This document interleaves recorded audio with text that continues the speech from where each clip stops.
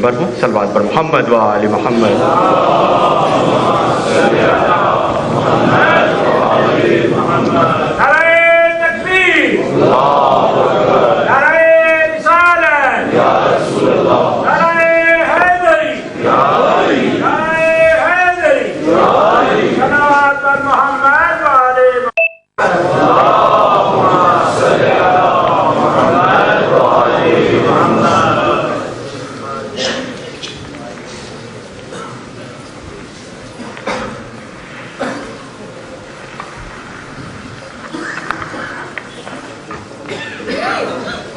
جیسا کہ آپ کے علم میں ہے کہ جب کسی پوری مجلس کو کوئی فیملی یا خانوادہ اسپانسر کرتا ہے تو ہم ان کے مرحومین کو ضرور یاد کرتے ہیں. آج کی مجلس کے حوالے سے یہ مرحومین ہیں کہ جن کے نام آئے ہیں: مرحوم حسن علی پیر بھائی، مرحومہ رقیہ پیر بھائی، مرحوم حاجی جعفر دھنجی، مرحومہ صغرا حاجی جعفر، مرحوم حاجی احمد مراج، مرحومہ فاطمہ بائی غلام حسین، مرحومہ مریم فاطمہ چمن رضوی.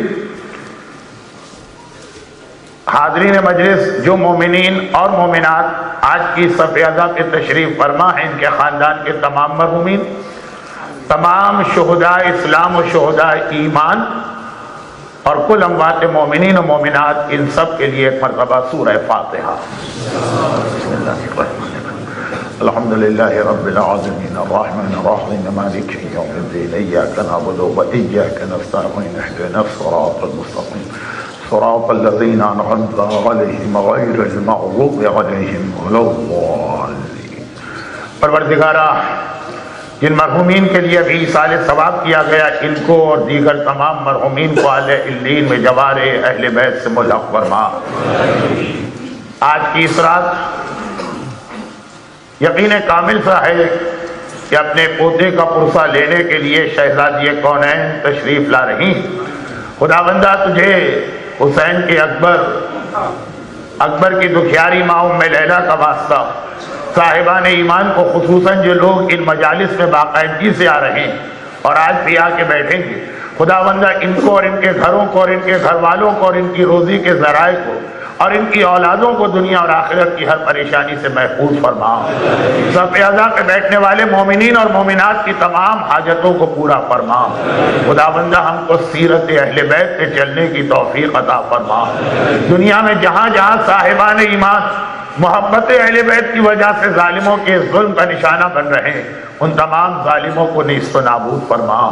خصوصیت کے ساتھ پاکستان اور عراق میں جو لوگ اس وقت کربلا معلیٰ کی طرف رواں دواں ہیں زیارت کے لیے، خداوندہ ان سب کو اپنے حفظ و ایمان میں فرما. پروردگارہ، ہم میں سے ہر ایک کو جلد از جلد کربلا معلیٰ کی زیارت کا شرف عطا فرما. اور پروردگارہ، وارث کربلا، وارث کعبہ، اپنی آخری حجت امام زمانہ کے ظہور میں تعجیل فرما.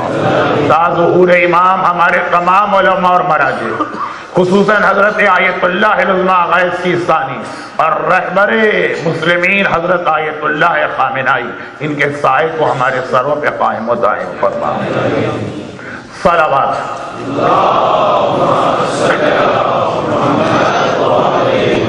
اعوذ باللہ من الشیطان اللعین الرجیم. بسم اللہ الرحمن الرحیم. الحمدللہ رب العالمین وهو رب الشہداء والصدیقین والصلاة والسلام على سید الانبیاء والمرسلین خاتم النبیین سیدنا و نبینا و مولانا ابی القاسم محمد.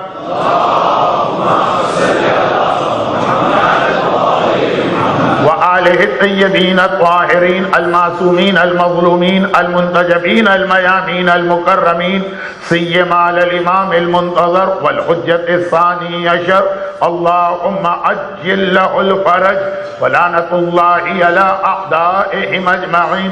اما بعد فقد قال اللہ عز وجل فی کتابہ الکریم بسم اللہ الرحمن الرحیم انما ولیکم اللہ ورسولہ والذین آمنوا الذین یقیمون الصلاة ویؤتون الزکاة وهم راکعون۔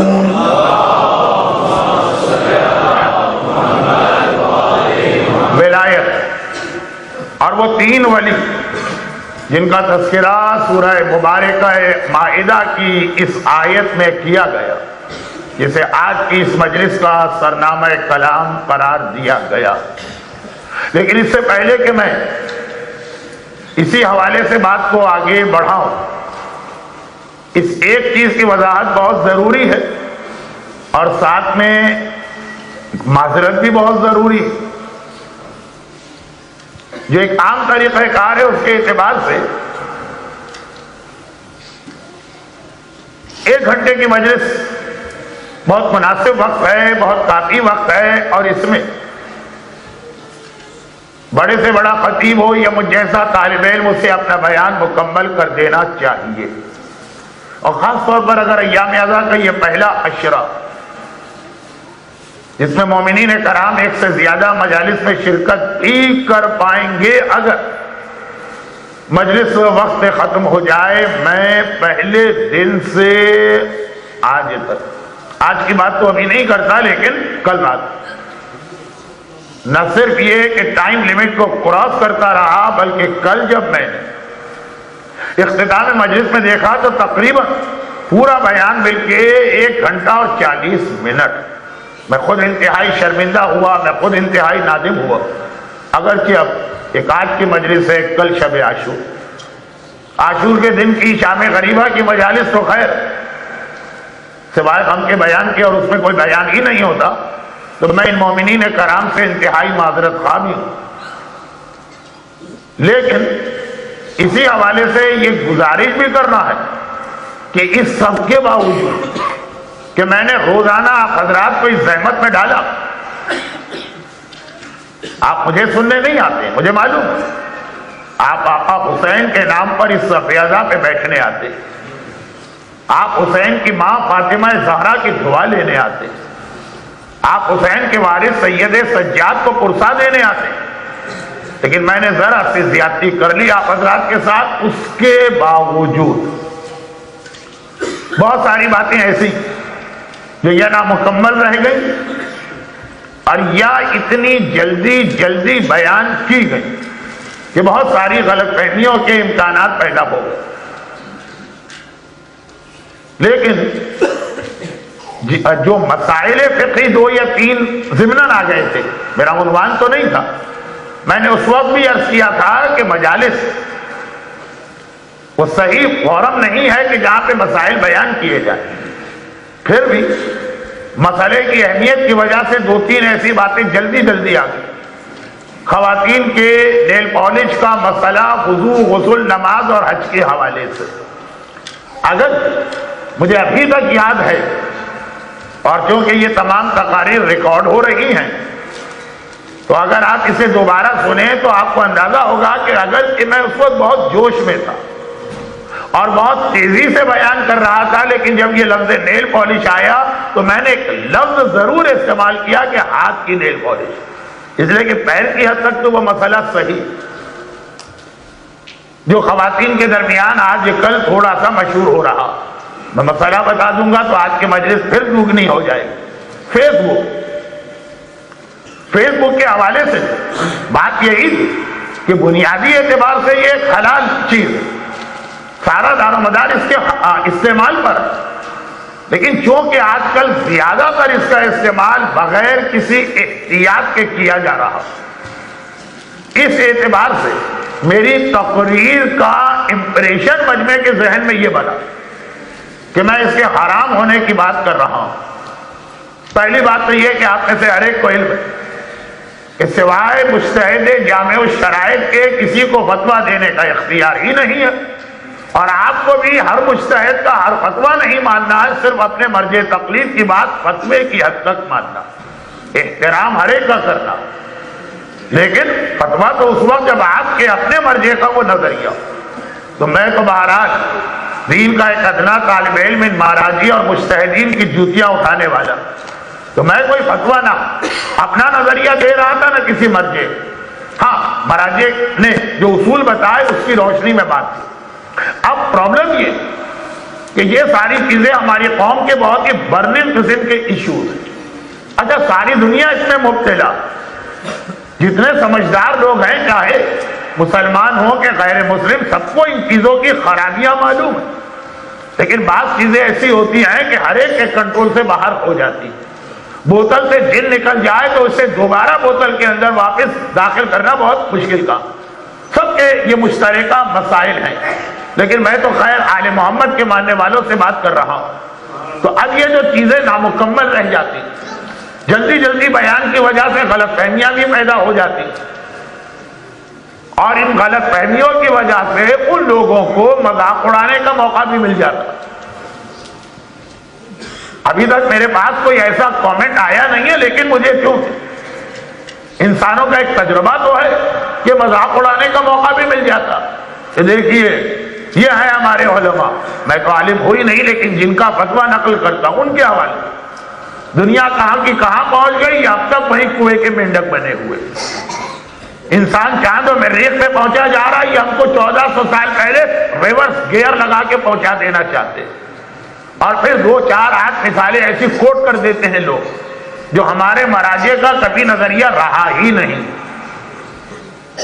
الا بلا بے گردن ملا، ادھر ادھر کی باتیں سنی ہے، سب آپ نے اپنے مرجع تقلید کی گردن پہ ڈالی۔ یہی تو تھے جو پہلے کہتے تھے لاؤڈ اسپیکر کا استعمال حرام ہے، بغیر لاؤڈ اسپیکر کے مسجد پڑھنے کو تیار نہیں ہوتے۔ یہی تو تھے جو کہتے تھے کہ پہلے فوٹو کھینچنا حرام ہے، اب جب تک کہ ٹیلی ویژن کے اوپر ان کی تقریر نہ آ جائے یہ تقریر کا ان کو مزہ نہیں آتا۔ اب یہ 2 4 5 ایسی مثالیں جو ہمارے مراجع کا کبھی نظریہ نہیں رہا، لیکن ادھر ادھر کی باتیں جمع کی اور کہا کہ دیکھیں یہ وہی لوگ تھے۔ چنانچہ مجھے پتہ نہیں کیوں میرا دل گواہی دے رہا کہ شاید کوئی یہ بھی کہہ رہا ہوگا اس دن کہ میاں ٹھہر جاؤ، یہ جو آج فیس بک کے حرام ہونے کی بات کہہ رہے ہیں نا، 6 مہینے کے بعد سال کے بعد یہی تمام مراجع اپنی فیس بک جو ہے وہ کھول چکے ہوں گے اور اس کو استعمال کر رہے ہوں۔ تو اب یہ ساری چیزیں اس لیے پیدا ہوتی کہ نامکمل بیان یا جلدی کا بیان غلط فہمی پیدا کر دیتا۔ اچھا اب کیا کیا جائے؟ سلوشن کیا؟ مسئلے کی جانب متوجہ ہی نہ کرایا جائے، یہ ممکن ہی نہیں ہے۔ آزاداری کا ایک بڑا مقصد یہی ہے کہ دین کی تمام تعلیمات اور اسلام کو جو خطرات ہیں وہ انہی آزاداری کے ذریعے آپ تک پہنچایا جائے۔ آزاداری خود ایک مقصد ہے، یہ کہنا بھی غلط ہے کہ جی یہ رونے رلانے کا کیا فائدہ، نہیں، رونا رلانا خود ایک مقصد ہے، لیکن اس کے علاوہ اس کے اندر اور بہت سارے فائدے۔ تو اب یہ توجہ تو دلانا ہوتی، پھر اس کا حل وہی ہے کہ جو ایک دن میں نے تفصیل کے ساتھ اور 2 دن میرے محترم دوست حجت الاسلام علامہ ذوالقدر صاحب رضوی صاحب نے آپ کے سامنے بیان کیا۔ مرکز ہونا چاہیے، سینٹر ہونا چاہیے، سارا ساتھ مومنین کرام کو اس سے علم ملتا رہے تو یہ ساری چیزیں تفصیل کے ساتھ آ سکتی ہیں۔ اب باب المراد سارا سال وہاں یہ مجالس بھی ہوتی ہیں، درس بھی ہوتے ہیں، مسائل بھی، یہ وہاں چیزیں تفصیل کے ساتھ آ سکتی ہیں۔ ہمارا کام ہوتا اشارہ کرنا، تفصیل معلوم کیجئے، اس کے بعد عمل کیجئے۔ مگر یہ تو میں نے اس لیے ایک معروضہ آپ کے سامنے پیش کیا کہ آج لیلہ کے 18 سال کے علی اکبر کے حوالے سے میں یہ اپیل کر رہا ہوں کہ جس نے اپنا 18 سال کا جوان دین پہ قربان کر دیا، اس دین کے حوالے سے ہر دور میں ہر شخص کی علی اکبر کی مثال سامنے رکھ کر ذمہ داری بنتی۔ وہ جو مسلوں کے بارے میں مولانا کہہ رہے تھے وہ ایک مسئلہ، باب المراد کے اوپر جو 7.5 لاکھ بلین مارگیج بھی ہے اور تقریباً 4000 پاؤنڈ مہینے کا مارگیج کی قسط بھی۔ آپ ہی حضرات کے تعاون یہی موقع ہے جب آپ اپنے ذہن میں یہ خیال لے کے آئیے کہ ہمارا بھی کوئی کنٹریبیوشن اور رول اس اسلام کے لیے ہونا چاہیے جس کے لیے لیلہ کا اکبر اور رباب کا اصغر اور فروا کا قاسم قربان ہوا۔ مگر یہاں پہ میں بات کو روکتے ہوئے ایک مختصر سی وہ گزارش کروں گا جو فیس بک، انٹرنیٹ کی چیٹنگ، اور ابھی تو پتہ نہیں ٹیکنالوجی کتنی ترقی کرنے والی، نہ ہم لوگ اسے روک سکتے ہیں، نہ ہم اس کے اندر کوئی ریورس گیئر لگا سکتے ہیں، کتنی ترقی کرنے والی۔ تو یہ ساری چیزیں جو ہے اس کے حوالے سے ایک چھوٹی سی بات، بنیادی اعتبار سے یہ ساری چیزیں حلال، بلکہ اگر صاحبان ایمان اپنی ذمہ داریاں ادا کریں تو یہی بہترین ٹول اور ذریعہ بن سکتا ہے تبلیغ دین اور تبلیغ پیغام کربلا کا۔ انہی چیزوں کو ہم استعمال کر سکتے ہیں، مگر بنیادی اعتبار سے یہ حلال چیزیں، اس کا استعمال کیونکہ کثرت کے ساتھ غلط ہو رہا ہے۔ اور ایک بات کا خیال رکھنا، اگر کوئی آدمی اپنے آپ پر یا اپنی اولاد پر مکمل ایک چیک اینڈ بیلنس کا سسٹم بنا کر ان چیزوں کو استعمال کرتا ہے تو کوئی قباحت نہیں، صرف یہ خیال کرتے ہوئے کہ شیطان کو کہیں سے یہ موقع نہ دیجیے گا کہ وہ آپ کے گھر میں داخل ہو جائے۔ شیطان کو ایک چھوٹی سی اوپننگ چاہیے ہوتی ہے، ایک بار، کیونکہ یہاں میرے سامنے جو مجمع ہے یہ سب بزرگ لوگ ہیں یا مڈل ایج والے لوگ ہیں، اس لیے یوتھ اور ینگسٹر تو ہے نہیں کہ یہ کہیں کہ اردو بہت مشکل ہو رہی یا بہت پرانی مثال۔ ایک بار جس طرح عرب بدو نے اونٹ کو اتنی اجازت دے دی تھی کہ وہ اپنا سر اس کے خیمے میں داخل کر، تو اگلے مرحلے میں وہ خود باہر کھڑا ہوا ہے، پورے اونٹ کا قبضہ اس کے خیمے میں ہو چکا۔ شیطان کو ذرا سا موقع نہ دیجیے کہ وہ آپ کے گھر کے اندر یا آپ کے ایمان میں کہیں سے بھی پینیٹریٹ کر سکے۔ بہت مختصر وہ آ کے صرف اتنا کہے گا، بھائی اللہ کے واسطے مجھے صرف ایک پیر رکھنے دو یا صرف ایک انگوٹھا میں تمہارے گھر میں داخل کرنا چاہتا ہوں، بس غضب ہو گیا۔ ایک اوپننگ مل گئی اس کو، ایک مرتبہ آ گیا، بس سمجھیے غضب ہو گیا، پورا ایمان اس کے ہاتھ میں پہنچ سکتا۔ عمر ابن عبدود نے خندق کے میدان میں یہی تو جائزہ لیا تھا کہ رسول اللہ کی نگرانی اور سپرویژن میں جو خندق کھدوائی گئی، کہیں پر ذرا سی مجھے جگہ مل جائے اور میں گھوڑے کو ایڑ لگا کے اسے کراس کروں، اور مل گئی جگہ۔ پتہ نہیں کون آدمی تھا جس نے خندق کھودی تھی وہاں پر، رسول اللہ نے تو ڈویژن اور فرق کر دیا تھا نا، اتنا حصہ تم لوگ، اتنا حصہ تم لوگ، اتنا حصہ تم لوگ، اتنا حصہ تم لوگ کھودو۔ ایسے تو نہیں تھا نا کہ کوئی ٹینڈر اخبار میں دیا گیا ہو کہ مختلف کمپنیوں سے کوٹیشن لیے ہو اور اس کے بعد جو سب سے سستا کوٹیشن تھا اس کمپنی کو بلایا۔ جب دین کی حفاظت کا کام ہوتا ہے تو یہ ٹینڈر نوٹس کے ذریعے نہیں ہوتا، ہر مومن کو اپنی ذمہ داری ادا کرنا۔ مگر کہیں پہ کوئی تھا جس نے خندق کو تھوڑا سا چھوٹا کھودا، اور عمر ابن عبدود کو موقع ملا۔ سورہ حشر کی آیت، اذ قال للانسان اکفر فلما کفر قال انی بریء منک انی اخاف اللہ رب العالمین۔ سورہ حشر کی 58 نمبر کا سورہ، یہ آیت کی تشریح تفسیر میں جو واقعہ بیان کیا جاتا ہے وہ اس کی کلاسیکل ایگزامپل ہے۔ فیس بک، انٹرنیٹ کی چیٹنگ، یہ ساری چیزیں، یہ موبائل کے استعمال، یہ ساری چیزیں وہ ہیں کہ بہترین چیزیں ہیں دین کے راستے میں استعمال ہو سکتی، حلال مقاصد کے لیے استعمال ہو سکتے ہیں، کہ ذرا سا موقع شیطان کو ملنا نہیں چاہیے۔ برسیسا راہب کا واقعہ، کیونکہ آج کے دن سے میں مختلف انداز سے بات کر رہا تھا، اور کل میں نے سورہ احزاب کی روشنی میں جہاں بات پہنچائی، اس لیے اس واقعے کو دہرانا ضروری، بہت مختصر ایک ایسی سمری نکالوں گا کہ آپ بھی حیران ہو جائیں گے کہ جس واقعے کو مولانا کم سے کم آدھے گھنٹے میں پڑھتے تھے اسے 4 منٹ میں کیسے مکمل کر لیا، بہت ہی مختصر۔ اتنا بھی نہیں کہ پدر بود پسر داش گم کرد بازیاب، جیسے کسی نے سورہ یوسف کا خلاصہ نکالا، باپ کا بیٹا رکھ ہو گیا، مل گئے، نہیں، پیغام آپ تک پہنچے کہ کہا کیا جا رہا۔ برسیسا مستجاب الدعوات اور راہب، ایک ایسا اللہ کا عبادت گزار بندہ جو ساری دنیا سے کٹ کر شہر کے باہر جنگل میں مکان بنا کے رہ رہا، جس کی گنجائش اسلام میں تو نہیں ہے، لیکن اسلام سے پہلے کے مذاہب میں اس کی اجازت تھی اللہ کی طرف سے بھی، اور اس روحانیت کی بنا پہ اتنی ترقی اس کی روحانیت کی ہوئی، عبادت، مصلی، 200 سال، 300 سال کی تو عمریں ہوتی تھی اس زمانے میں۔ خالی سلمان فارسی ہی 300 سال کے نہیں تھے، ان سے پہلے تو ایک عام سی بات تھی، اور جنگل میں بیٹھ کے 24 گھنٹے سنسیئرٹی کے ساتھ اللہ کی عبادت کر رہا، چنانچہ اتنے بڑے رتبے پہ پہنچا جسے کہا جاتا ہے مستجاب الدعوات۔ وہ لوگ جنہیں اللہ یہ طاقت دیتا ہے کہ جس کے حق میں دعا کرتے دعا فوراً قبول ہو جاتی ہے۔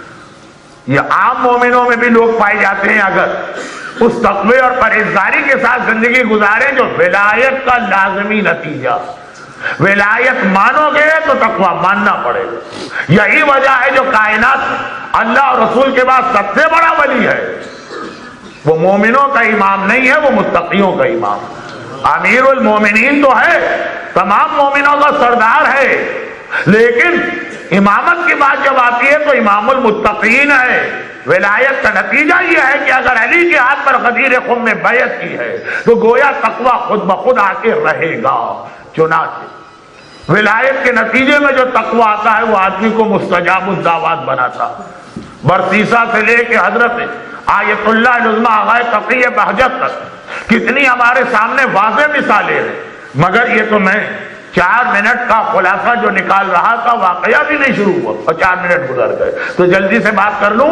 اتنا بڑا ایک بلم باؤد جس کا تذکرہ قرآن میں ہے وہ بھی ایسا تھا کہ مستجاب الدعوات جس کے لیے دعا کرے، اور ایک یہ برسیسہ اس کا بھی تذکرہ، مگر دونوں وہ ہیں کہ جن کا آغاز بڑا اچھا ہے اور انجام بہت برا۔ بلم باؤد کا تو وہی مسئلہ ہے جو عمر سعد کا مسئلہ، ایک طرف دولت ہے ایک طرف دین۔ برسیسہ بیچارے کا وہ مسئلہ نہیں ہے، برسیسہ کا یہ مسئلہ ہے کہ اتنا احتیاط نہ کر سکا کہ شیطان کو ذرا سی اوپننگ نہیں دینا ہے اپنے گھر کے اندر۔ شیطان خالی دروازے سے نہیں آیا کرتا ہے، جہاں سے اسے موقع ملے، دروازے سے آئے گا، دیوار کا کھڑکی سے آئے گا، دیوار پھلانگ کے آئے گا، روشن دان سے آئے گا، جہاں آپ نے ذرا سی اس کو جگہ دے۔ برسیسہ مستجاب الدعوات، ایک انتہائی قابل احترام گھرانے کی ایک بچی بیمار پڑی، خیر بچی بھی نہیں تھی، 18-20 سال کی نوجوان لڑکی تھی۔ ہم جاتے مومنین کے گھر میں، معلوم ہوا کہ بالکل بے حجاب لڑکیاں گھوم رہی ہیں۔ ارے مولانا بھی تو یہ بچی ہے۔ اچھا کتنی عمر ہے؟ مولانا 18 سال۔ مولانا ارے وہی تو بچی ہے یہ تو۔ خیر بات پھر بہت بڑھ رہی ہے، آج تو مجھے گھنٹے کے اوپر نہیں جانا۔ برسیسہ شہر کے باہر جنگل میں جس کے حق میں دعا کرے، دیکھیں ایک منزل آتی ہے جہاں طبیب بھی کہہ دیتے ہیں کہ اب دوا نہیں ہے دعا۔ خدا تمام بیماروں کربلا کے طفیل میں شفائے کاملہ عطا کرے، خاص طور پر جن کا مرحلہ وہ آ چکا ہے کہ صرف دعا کی ضرورت۔ اب برسیسہ ایک ایسا آدمی ہے جس کی دعا ہر ایک کے حق میں قبول ہے۔ جب وہ بچی بیمار پڑی، کہیں علاج نہ ہوا، طبیبوں نے ہاتھ اٹھا لیا کہ اب ہمارے لیے ممکن نہیں، دعا کرواؤ۔ تو برسیسہ سے بہتر کون ہے؟ لے کے آتے اور کہا کہ آپ اس سے عبادت گزار جس کے حق میں دعا کریں۔ مستجاب الدعوات ایک منزل ہوتی ہے روحانیت کی، جو دعا کرے گا فوراً قبول ہے۔ آپ اس ہماری بہن کے حق میں دعا کریں۔ کہا کہ اس بہن میرا یہ عبادت خانہ ہے نا، اس کے کسی گوشے میں چھوڑ جاؤ، جیسے ہی دعا کا مناسب وقت آئے گا میں دعا کرتا ہوں۔ بس شیطان کو اوپننگ دے، جہاں پہ 2 نامحرم جمع ہو، چاہے قرآن کی تلاوت کے لیے کیوں نہ جمع ہو، اور شیطان کا کام بن گئے۔ ذرا بھی اگر آدمی اس وقت غافل ہوا، اوور کانفیڈنس، اپنے آپ پہ بہت بھروسہ، چنانچہ پھر واقعات کا یہی تسلسل۔ امام نے فرمایا، یہ حدیث ہے، امام پڑھ رہا ہوں سورہ حشر کی آیت کی تفسیر، کہ عابد بہت بڑا تھا، متقی بہت عظیم تھا، روحانیت کی بڑی اعلیٰ منزل تھی، صاحب علم نہیں تھا۔ چنانچہ اتنا اس نے خیال نہ کیا کہ دعا کے لیے بھی صحیح، شریعت کا قانون نہیں ٹوٹ سکتا۔ ایک نامحرم کے ساتھ جمع ہو گیا عبادت خانے میں، شراب خانے میں نہیں، عبادت خانے میں۔ شیطان کیا خالی جوا خانے اور شراب خانے میں ملتا؟ عبادت خانوں میں بھی شیطان ملتا۔ شیطان کیا خالی گناہ کرنے والوں کی محفلوں میں ملتا؟ پیغمبر اسلام کے مجمع کے اندر بھی کہیں نہ کہیں کوئی شیطان نظر آ جائے۔ کسی نے قرآن کریم کی آیت کی تفسیر پوچھی کہ جو اللہ نے کہا کہ ہم نے ہر ایک کے ساتھ شیطان رکھا، یا رسول اللہ آپ کے ساتھ بھی رکھا گیا؟ کہا ہے تو، لیکن کلمہ پڑھ کے بظاہر مسلمان ہو گیا۔ تو اب خلاصہ یہ ہے کہ امام نے فرمایا، بہت ساری باتیں جو ہیں میں ذرا ہائی لائٹ کر کے نہیں بیان کرنا چاہتا ہوں، آپ سنتے رہیے، سمجھتے رہیے، تاکہ جلدی سے میں اپنے عنوان پہ آ جاؤں۔ امام نے کہا صاحب علم نہیں تھا، ٹھوکر کھا گئے، پھر نتیجہ کیا ہوا؟ گناہ ہو گئے۔ امام نے کہا ابھی بھی اگر صاحب علم ہوتا عالم بھی معصوم نہیں ہوتا، غلطی ہو جاتی، بڑی سے بڑی غلطی ہو جائے، اللہ نے توبہ کا ذریعہ رکھا، لیکن مہاراج غلطی ہو گئی، گناہ ہو گیا، بچی پریگننٹ ہوئی، گھبرا گئے، میری ساری عزت، میری پرسنالٹی ڈیمیج ہو جائے گی لوگوں کے سامنے، چنانچہ فقط اپنی جھوٹی عزت بچانے کے لیے بچی کو قتل کر کے زمین کھود کے گاڑ دو۔ امام نے کہا دیکھو شیطان کو اتنا سا موقع دیا تھا کہ ایک نامحرم کے ساتھ عبادت خانے میں جمع ہوا دعا کی نیت سے، وہ شیطان آگے اپنا کام کرتا چلا گیا۔ ادھر تو شیطان نے یہ عمل کروایا، ادھر جا کے بھائیوں کو بتایا، ارے تمہیں پتا ہے تمہاری بہن پہ کیا گزری؟ کہا ہمیں پتا، ہم سے زیادہ محفوظ جگہ پہ وہ موجود ہے، برسیسا جیسے مقدس آدمی کے گھر میں۔ کہا کہ نہیں، یہ اس پہ گزر چکی ہے، جاؤ جا کے پوچھو برسیسا۔ آئے اور آ کر کہا ہماری بہن، اب جھپ چھپاتا ہے، اگر صاحب علم ہوتا غلطی مان لیتا۔ کہا اچھا وہ تو میں نے دعا کی، ٹھیک ہو گئی، چلی گئی، اب پتہ نہیں کہاں گئی۔ امام نے کہا دیکھو گناہ پہ گناہ کر رہا، جھوٹ بولا اس نے، جو ہمارے اور آپ کے یہاں تو کوئی گناہ ہی نہیں مانا جاتا ہے، ایک آرٹ ہے آج کل بلکہ جھوٹ بولنا۔ کون جھوٹ بول کر کتنے زیادہ بینیفٹ لے سکتا ہے، یہ بھی ہمارے یہاں ایک آرٹ ہوتا۔ کون جھوٹ بول کر یا مس اسٹیٹمنٹ کر کے کتنے زیادہ انشورنس کلیم کر سکتا، یہ اسلام نہیں۔ خیر بات بہت زیادہ پھیل رہی ہے۔ ولایت کل جہاں میں نے آیا درود کی روشنی میں بات پہنچائی تھی، اگر وہ ذہن میں ہو تو سمجھ میں آئے گا، میں موضوع سے ہٹا بھی نہیں۔ ولایت کی وہ مثالیں میں نے دی، ولایت ماننے والا ہاتھ خود کٹوا رہا ہے، سنسار خود کروا رہا، اور ولایت کا نہ ماننے والا متقی اور پرہیزگار کیوں نہ ہو، قدم قدم پہ ٹھوکر کھا رہا، جھوٹ بول۔ ایک بار بھائی پہنچے بادشاہ وقت کے بعد، ایک بڑی عزت والی فیملی ہے، پہلے تو بادشاہ کو یقین نہ آیا، لیکن جب شیطان نے لوکیشن بتایا کہ عبادت خانے میں کہاں پہ اس کو دفن کیا گیا اور آگے زمین کھودی گئی، تو بادشاہ جو اتنا احترام کرتا تھا، جب اس نے یہ منظر دیکھا تو آگ بگولا ہو اور کہا کہ اسے ہینگ کر دو۔ امام نے کہا دیکھو ابھی بھی وقت ہے ان کے بعد بچنے کا، اگر صاحب علم ہوتا، جب ہینگ کیا جا رہا ہے ابھی گھبرایا ہوا ہے، مجمع میں شیطان ہے جو قریب آ کے کہتا ہے ابھی بھی میری خدائی کو مان لو، میں تمہیں بچا لوں گا۔ دیکھیے آخر میں پوری ہی دنیا ڈوب گئی کہ پہلے نامحرم کے ساتھ جمع، پھر اس سے بڑا گناہ، پھر قتل کا گناہ، پھر جھوٹ کا گناہ، لیکن اب منزل عقیدے کی آ گئی، ایسی جان بچانے کی فکر تھی۔ اس قال للانسان اکفر، قرآن کہتا ہے کہ شیطان نے جب ایک آدمی سے کہا کفر اختیار کرو، فلما کفر، اس نے اس کی بات مان لی۔ یہ برسیسا ہے جو جان بچانے کے لیے کہتا اچھا میں نے تجھے خدا مانا، مجھے اس پریشانی سے تو بچا۔ بس جیسے ہی یہ کہا، قرآن کہہ رہا، شیطان یہ کہتا ہوا بھاگا، انی بری منکا، میں تجھ سے دور ہوں، انی اخاف اللہ رب العالمین، میں تو خود اللہ سے ڈرتا رہتا ہوں، میں تیری کیا مدد کروں۔ اور عین اس وقت پر وہ لیور حرکت دیا گیا، تختہ ہٹایا گیا، پھانسی ملی اور اس دنیا سے بے ایمان گیا۔ لیکن یہ سارا کا سارا جو ایک سائیکل پورا ہوا صرف اس لیے کہ شیطان کو آنے کا موقع دیا۔ فیس بک کو وہ چیز نہ بنائیے کہ شیطان کو ایک اوپننگ مل جائے ہمارے اور ہمارے بچیوں اور بچوں کے اندر پینیٹریٹ کرنے کی۔ انٹرنیٹ کی چیٹنگ بہت اچھی چیز ہے حلال دائرے میں، لیکن حلال میں بھی اوور کانفیڈنس نہ ہونے پائے، اور یہ ساری چیزیں اسی وقت ہم کو خرابی میں لے جاتی ہیں جب ہم صحیح معنوں میں ولایت کو سمجھا ہی نہ ہو کہ ولایت کسے کہتے ہیں۔ ولایت خالی زبان سے ماننے کا نام نہیں ہے، وہ دونوں نے بھی مانا جو بخن بخن لگا کہہ کر سب سے زیادہ گرم جوشی والی مبارکباد دے رہے۔ سلمان فارسی کا جملہ اس طرح کا نہیں ملتا ہے، غدیر میں تھے۔ ابو ذر غفاری کا اس طرح کا جملہ نہیں ملتا ہے، غدیر میں تھے۔ عمار یاسر کی اتنی پرجوش مبارکباد نہیں ملتی ہے، غدیر میں تھے، مبارکباد بھی دے رہے تھے، لیکن سب سے زیادہ جوشیلی مبارکباد تھی کہ مبارک ہو ابو طالب کے بیٹے، آپ میرے بھی مولا بن گئے، ہر مومن اور مومنہ کے۔ لیکن یہ وہ مبارکباد تھی جو خالی زبان تک تھی، یہ ولایت کے حقیقت کو سمجھے بغیر تھی، یا یہ کہیے کہ سب سے زیادہ ولایت کی حقیقت کو انہوں نے ہی سمجھا تھا، اسی لیے اس کے بعد وہ مخالفت شروع ہوئی۔ ولایت کہتے ہیں سر سے لے کے پیر تک جس کو ولی مانا ہے اس کے ہر حکم کو ماننا۔ اور یاد رکھیے بات، کیونکہ یہ 9 دن سے کہہ رہا ہوں، آج بھی میں نے وہی ریپیٹ کر دی، نہیں اب میں ایک مرحلہ آگے بڑھاتا ہوں اور اپنی چوتھی مجلس کو تھوڑا سا آپ کے ذہن میں تازہ کر کے ایک اہم مسئلے پر آتا ہوں، اور وہ یہ کہ اسلام کی سب سے بڑی خصوصیت یہ کہ خالی پرابلم نہیں بتاتا ہے، سلوشن بھی بتاتا ہے۔ یہ نہیں ہے کہ خالی کرٹیسائز کریں، یہ غلط، یہ غلط، یہ مت کرو، یہ مت کرو۔ پرانے زمانے کی بڑھیاؤں کی طرح خالی کوسنے دے کے آگے نہیں بڑھتا ہے نعوذ باللہ اسلام، برائی کی جڑ بتاتا ہے کہ خرابی آئی کہاں سے ہے اور کیسے اس کو حل کیا جائے۔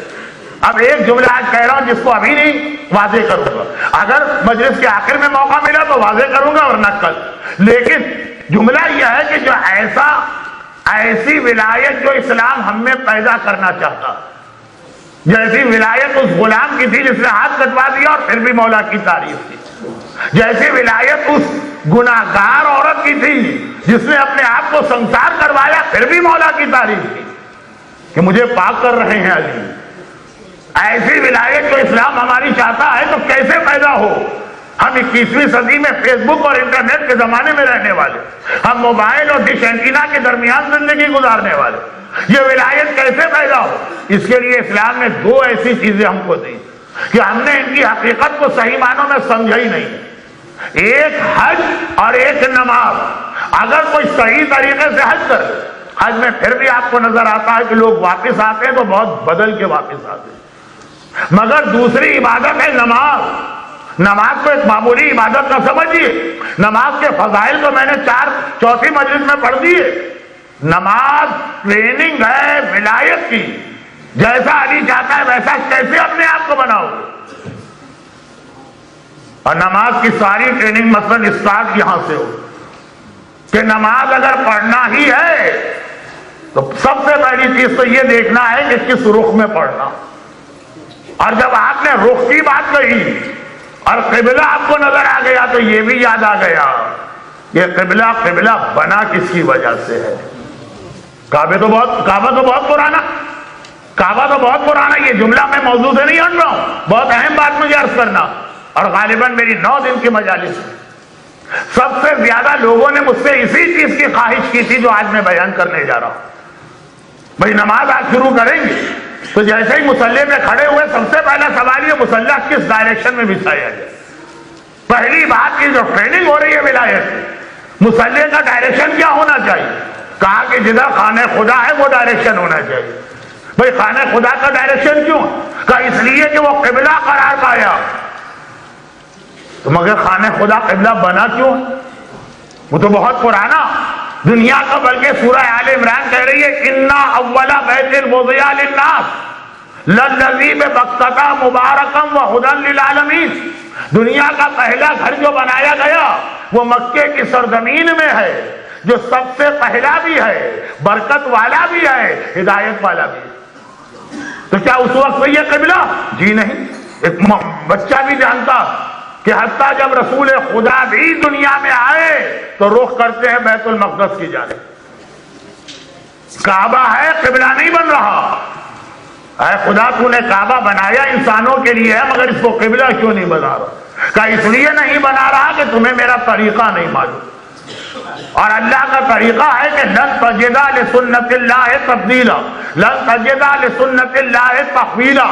اللہ کا جو طریقہ ہے وہ ہمیشہ ایک رہتا ہے، آدم سے لے کے آج تک، آج سے لے کے قیامت تک۔ تو وہ طریقہ دیکھو خداوندہ، وہ کیا طریقہ کا طریقہ یہ ہے کہ جسے قبلہ بنانا ہو تو فوراً قبلہ نہیں بنایا جاتا، پہلے اسے تیار تو کر لیا جاتا، لیکن قبلہ نہیں بنتا ہے۔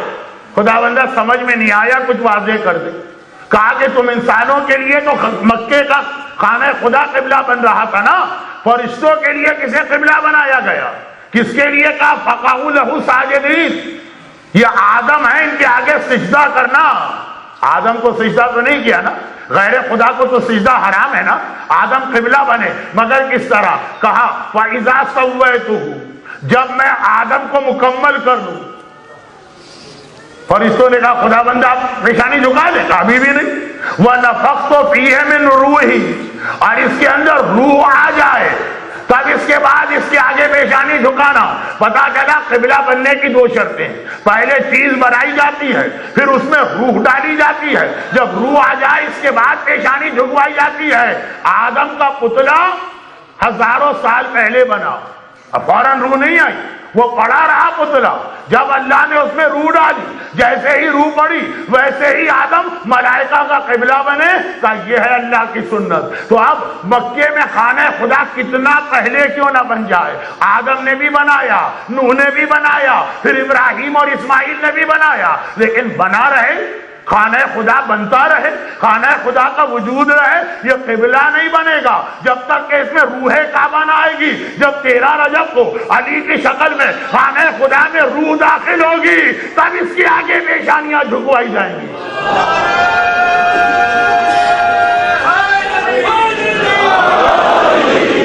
مولائی لوگوں سے معذرت کہ یہ بات یہاں پہ روک کر میں اس کو کل مکمل کروں گا۔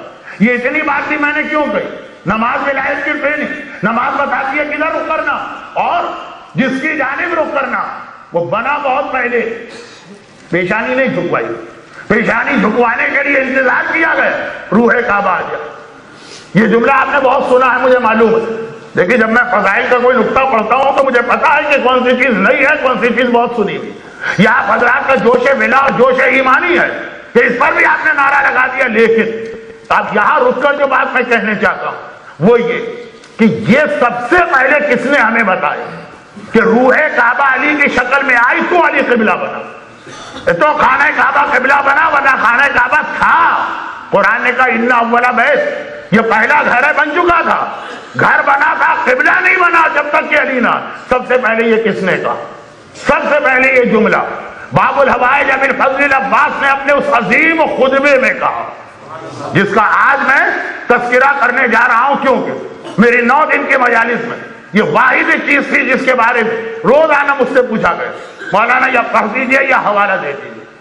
جناب عباس کا عظیم الشان خطبہ، اچھا خطبہ بہت بڑا نہیں، شاید 10 جملے یا 12 جملے، بڑا خطبہ دیا بھی نہیں جا سکتا۔ حسین کو اپنے حج کو عمرے میں بدل کے جلد از جلد مکے سے نکلنا، قتل حسین کا ارادہ کر کے حاجیوں کے لباس کتنے لوگ بھیجے گئے تھے، تو خطبہ مختصر رکھنا لیکن ہے۔ اور یہاں پہ میں یہ بھی بتا دوں کہ ایک بہت پرانا سوال ہوتا کہ مولانا اہل بیت کی ساری زندگی مکے مدینے کوفے وغیرہ میں گزری، مکہ ہے، مدینہ ہے، کوفہ ہے، سامرہ ہے، مگر وہاں پہ سید بہت کم ہے، انڈیا پاکستان میں سید بہت زیادہ۔ اچھا سید کبھی یہ سوال نہیں کرے گا، یہ غیر سید سوال کرتے، اتنے کہاں سے آگے وہاں پہ سید؟ ان کو تاریخ بتانا پڑتی ہے کہ جب بنو امیہ اور بنو عباس کے مظالم ہو رہے تو کس انداز سے ہجرت کر کے سادات کرام اس خطے میں آئے جو ان کے لیے محفوظ تھا۔ لیکن وہ اسحاق ابن ابی عمیر کا واقعہ پڑھے لکھے لوگوں کو معلوم، لیکن اہل بیت کے چاہنے والے اپنی جان اور اپنی اولاد سے زیادہ اہل بیت کے علوم کی حفاظت کرتے ہیں۔ ہم مارے جائیں لیکن وہ کتاب بن جائے جس میں معصومین کی احادیث۔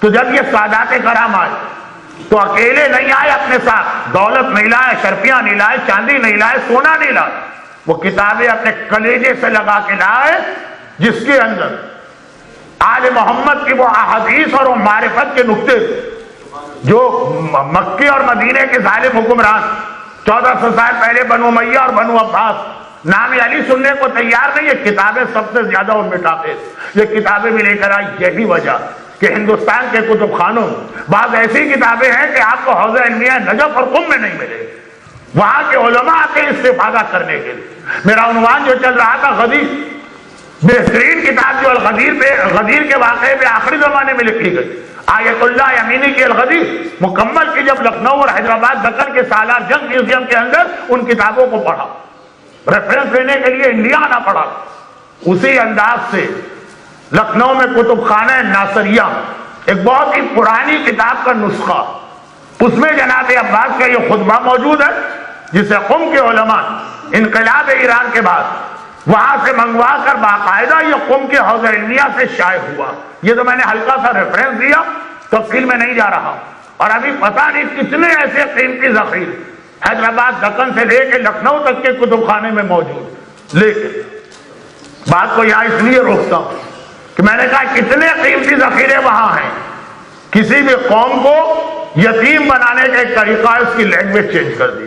وہ عربی اور فارسی کی ساری کتابیں ہمارے بزرگوں جب یہ انگریز گئے تو ہماری زبان بدل کے اردو بنا دی، چنانچہ ہمارا سلسلہ اس سے کٹ گیا، آپ کے بچوں کی زبان انگلش بنا دی، وہ اس اردو والے ذخیرے سے بھی محروم ہو جائیں گے۔ لیکن آج کی مجلس کا ایک ٹاپک نہیں ہے، تو اب یہ کوئی ہلکا سا میں نے ریفرنس دیا۔ اور خطبہ یہ کہ 8 ذی الحجہ کی تاریخ آتی ہے، سن 60 ہجری کا آخری مہینہ، حسین کا جہاد ظاہری اعتبار سے 60 میں شروع ہوا، 61 میں مکمل ہوا۔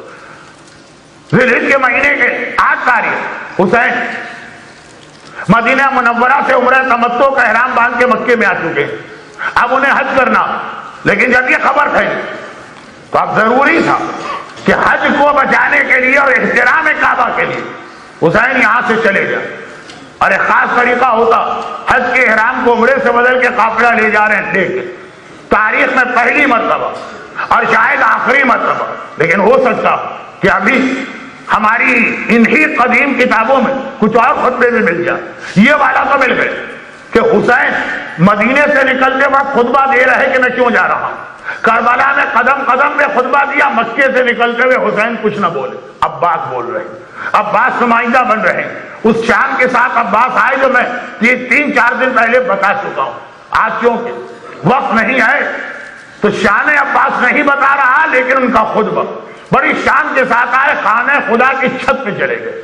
اب پورا مجمع 8 ذی الحجہ کو مکے میں میکسیمم مجمع حاجیوں کا ہوتا، اتنا بڑا مجمع دیکھا عباس کے حوالے سے یہ 2 جملے بھی سن لیے۔ یقیناً علی اکبر کی خوبصورتی میں کوئی شک نہیں، لیکن علی اکبر اگر رسول خدا کی شبیہ ہے تو عباس علی مرتضیٰ کی شبیہ۔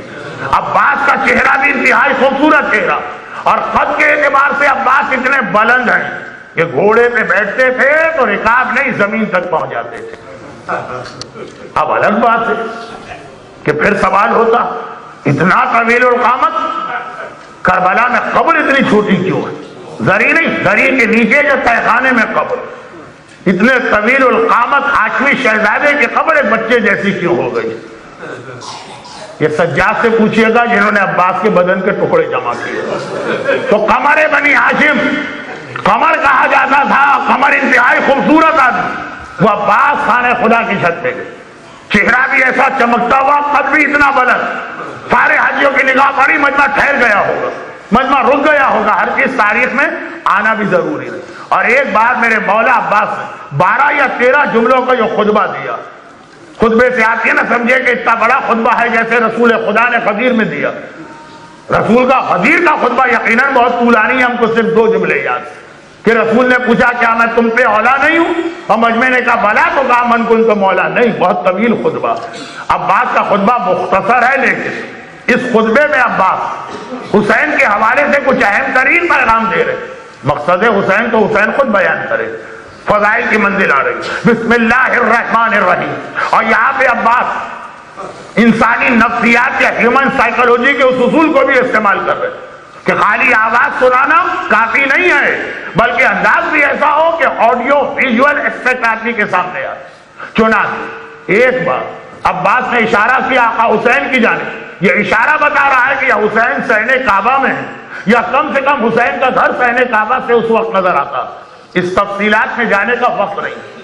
اور دوسرے ہاتھ، الٹے ہاتھ کا اشارہ خانہ خدا کی چھت کی جانب، خانہ خدا کی طرف، خود چھت پہ کھڑے ہیں، خانہ خدا کی طرف اشارہ۔ بسم اللہ الرحمن الرحیم، الحمدللہ الذی شرف ھذا بقدوم ابی۔ تمام تعریفیں اس اللہ کی جس نے اس کعبے کو شرف بخشا حسین کے بابا کے اس کعبے میں آنے کی وجہ سے۔ اچھا، یہ خطبہ شروع ہوتا ہے الحمدللہ، خطبہ ختم ہوتا ہے وَلَعَنَ اللَّهُ عَلَيْكُمْ وَعَلَىٰ أَجْدَادِكُمْ، اللہ کی لعنت ہو تم پر اور تمہارے بزرگوں پر۔ اولاد نہیں کہا، اولاد تو کیا قصور، اجداد کہا، جیسی انہوں نے اپنی اولاد کو ٹریننگ دی ویسی اولاد سامنے آئی۔ دشمنی اہل بیت بھی والدین اولاد میں منتقل کرتے ہیں، محبت اہل بیت بھی مائیں اولادوں میں منتقل کیا کرتی۔ خطبہ شروع ہوتا ہے الحمدللہ، خطبہ ختم ہوتا ہے لعن اللہ پر، یعنی درمیان میں بھی ایک ٹکڑا ایسا آتا۔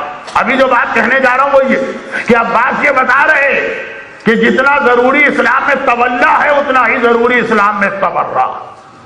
ولایت بھی بیان کرنا ہے، تمام تعریفیں اس اللہ کی جس نے علی کی آمد کے ذریعے کعبے کو شرف بخشا، اور بیزاری بھی اختیار کرنا ہے دشمنان اہل بیت سے۔ اختتام ہوتا ہے لعن اللہ علیکم وعلی اجدادکم، لعنت کوئی گالی نہیں، ترجمہ اسی لیے ہے کہ رحمت خدا دور ہو تم سے اور تمہارے بزرگوں سے جنہوں نے تمہیں ایسا بنایا۔ مگر درمیان میں بھی یہ خطبہ آتا ہے، جہاں خطبے میں ایک منزل آتی ہے جہاں پہ تبلہ اور تبرہ کو عباس نے جمع کیا۔ وقت نہیں ہے کہ میں ایک ایک جملے کی تشریح کروں، خالی الفاظ سن لیجیے۔ آقا عباس کا خطبہ سننے کے لیے مومنین اور مومنات تڑپ رہے، کتنے ہی لوگوں نے کہا کہ مولانا ایک مجلس باقی سارے موضوعات کو روک کے یہ بتا دیجئے، لیکن یہاں پر بھی میں جو یہ خطبہ پڑھ رہا ہوں اپنے اس جملے سے ملا کر، کہ میں نے 3 دن پہلے کہا تھا کہ ایک فضیلت مولا کی ایسی جو ہر شاعر نے نظم کی، ایک فضیلت میرے مولا کی ایسی ہے جو ہر مقرر نے بیان کی، ایک فضیلت میرے مولا کی ایسی ہے کہ ہر خطیب نے ایک نقطہ بنایا کہ کعبے کو شرف علی سے ملا ہے، علی کو شرف نہیں ملا کعبے کی وجہ۔ میں نے کہا سب سے پہلے یہ نقطہ عباس نے پیش کیا۔ دوسرا جملہ یہ ہے کہ جو ابھی تھوڑی دیر پہلے میں نے بات کہی، کعبہ بن جاتا ہے گھر، ایک عام ایک کوٹری، ایک کمرہ، قبلہ نہیں بنتا ہے جب تک کہ روح کعبہ پیدا نہ ہو۔ یہ جملہ ابھی سب سے پہلے تاریخ میں عباس کی زبان پہ آیا، اسی خطبے کا دوسرا فقرہ، الحمدللہ الذی شرف ھذا، ساری تعریفیں اس اللہ کی جس نے اس کعبے کو شرف بخشا، بے قدوم ابی ہے، ان کے بابا کی وجہ۔ اب یہ بھی ایک بہت اہم نقطہ ہے کہ وہی تو عباس کے بھی بابا، کہہ سکتے تھے میرے بابا کی وجہ۔ تعارف اپنا نہیں کرا رہے ہیں، تعارف حسین کا کرانا ضروری، کیونکہ اس وقت کا ولی خدا حسین ہے۔ ایک بار پہلا جملہ، اس کے بعد دوسرا جملہ، فکانا بیتن، فکانا بالامس بیتن سارا قبلتن۔ عربی جاننے والے تو اسی جملے کا مزہ لے رہے ہوں۔ دوسرا جملہ ہے یہ، فوراً پس اللہ نے کعبے کو شرف بخشا علی کی وجہ سے۔ عباس کا جملہ سنیے، دوسرا جملہ، بس جو کل تک ایک عام گھر تھا سارا قبلتن، علی کے آنے کی وجہ سے وہ قبلہ بن گیا۔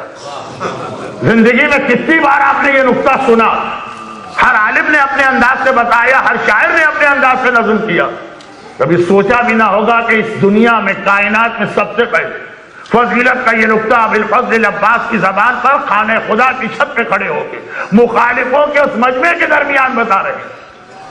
ماننے والوں کے درمیان فضائل پڑھنا اور بات ہے، اور خون کے پیاسوں کے درمیان فضائل بیان کرنا اور بات ہے۔ اس کے لیے عباس جیسا شیر نر چاہیے۔ وَكَانَ بِالْأَمْسِ بَيْتًا سَارَ قِبْلَةً، جو کل تک ایک گھر تھا علی کے آنے کی وجہ سے وہ قبلہ بن چکا ہے۔ اور اس کے بعد میرے مولا عباس تولا تبرہ ملا، ایھا الکفرۃ الفجرہ، اے انکار کرنے والوں اور فاسق و فاجر لوگ، تم آقا حسین کے لیے خانہ خدا کا راستہ بند کر رہے، یعنی تم حسین کو حج سے روک رہے، اتصدون، تم خانہ خدا سے حسین کو روک رہے۔ آج اس کائنات میں حسین سے زیادہ کون حق رکھتا ہے کعبے کے قریب آنے کے لیے؟ اس کے بعد کا جملہ بھی بہت عجیب جملہ، معرفت، ولایت ایک ایک لفظ سے ٹپک رہی۔ وَلَوْلَا حُكْمُ اللَّهِ الْجَلِيَّ وَأَسْرَارُهُ الْعَلِيَّ وَاِخْتِبَارُهُ الْبَرِيَّ لَطَارَ الْبَيْتِ إِلَيْهِ قَبْلَ أَنْ يَمْشِي إِلَيْهَا۔ سنو، اگر اللہ کی بلند حکمت نہ ہوتی، کھلی حکمت ہے کچھ لوجک، اور بلند اسرار نہ ہوتے، اور بندگان خدا کا امتحان لینا نہ ہوتا، تو سنو، اس سے پہلے کہ حسین کعبے کی طرف آتے، اس خطبے کا اس سے پہلے والا جملہ تھا حسین کا راستہ روکتے، کون احق منہ، حسین سے زیادہ کون حق رکھتا ہے کعبے کی طرف آنے کا۔ اب کہہ رہے سنو، یہ تو اللہ کی ایک مصلحت ہے کہ سارے فضائل حسین دنیا کے سامنے نہیں آنا چاہیے۔ تھوڑے سے فضائل دیکھ کر نصیری جب علی کے آگے پیشانی جھکانے لگے تو ایسا نہ ہو کہ ایک بار ایک نصیریت حسین کے نام پہ بنے۔ کہا کہ اگر اللہ کی حکمتیں نہ ہوتی لطار البیت الیہ قبل ان یمشی الیہ، اس سے پہلے کہ حسین کعبے کی طرف آ کے کعبہ چل کے حسین کا طواف کرتا. حسین کو آ کے کعبے کا طواف نہیں کرنا پڑتا. لطار البیت کعبہ جو ہے وہ جاتا اور حسین کا طواف کر رہا ہوتا. فرزدق کا قصیدہ بہت مشہور ہے. مولا سجاد کو دیکھ کے جو قصیدہ کہا تھا یہ وہ ہے جسے کعبہ پہچانتا. عباس کا جملہ دیکھیں کتنا عظیم جملہ ہے. کہا کعبہ آ کے ان کا طواف کر رہا ہوتا. والناس استسلم الحجر والحجر یستسلم یدیہ. ساری انسانیت حجر اسود کا بوسہ دے رہی ہے. حجر اسود آ کے خود حسین کے ہاتھوں کا بوسہ دیتا. وہ الگ ہوتے ہیں جا کے حجر اسود کا بوسہ دیتے. اور یہ الگ شخصیت ہے کہ حجر اسود تڑپ رہا ہے کہ کسی طرح سے مجھے موقع ملے اور میں ان کے ہاتھوں کا بوسہ دوں. وہ اللہ کی عظیم حکمت ہے کہ اللہ نے اس چیز کو روکا ہوا. اور سنو انکم تخوفون قوما، اس کا مطلب یہ ہے کہ یہ سارے تھریٹ آ چکے. تم ایسے گروہ کو اور ایسے خاندان کو موت سے ڈراتے ہو. تخوفون خوف دلا رہے ہو، ڈرا رہے ہو.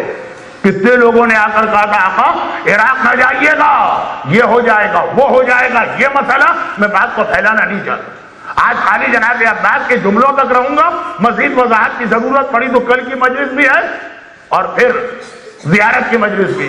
ابھی خالی جملے سنی. تم ایسے قوم کو اور ایسے گروہ کو موت سے ڈرا رہے. وَيَعْلَمُ بِالْمَوْتِ فِي الطُّفُولِيَّةِ وَكَيْفَ كَانَ فِي الرُّجُولِيَّةِ. جب یہ بچے تھے تب بھی موت سے کھیلا کرتے تھے.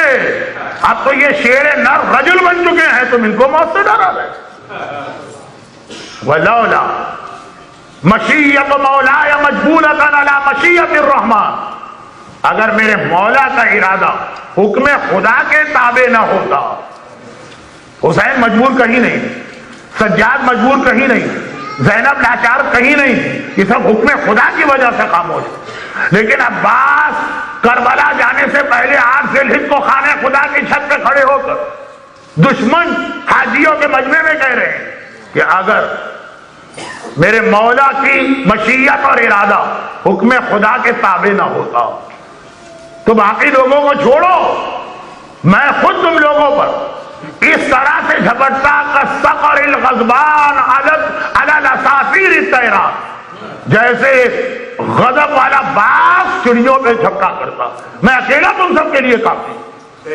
اس طرح سے تمہارا شکار کرتا جیسے وہ عقاب، وہ باغ، وہ ایگل مجھے شکار کرتا ہے چڑیوں. مگر کیا کرے میرا مولا حکم خدا کے تابع. اور خدا اس وقت، اب یہ حضرت عباس کے جملے میں نہیں، خدا اس وقت چاہتا ہے حسین کربلا کا محاذ، کربلا کا میدان مظلومیت اور خون کے ذریعے سے جیتنا ہے، تلوار کے ذریعے نہیں. 8 ذی الحجہ کو بھرے ہوئے حاجیوں کے مجمع میں جو اتنا مخالف ہے کہ بار بار اس خطبے میں بھی آقا عباس اشارہ کرو تم پہ لعنت، اے کافر، اے انکار کرنے والوں، اے فاجر. اور اس کے بعد میرا مولا عباس اب کچھ ایسے جملے کہتا.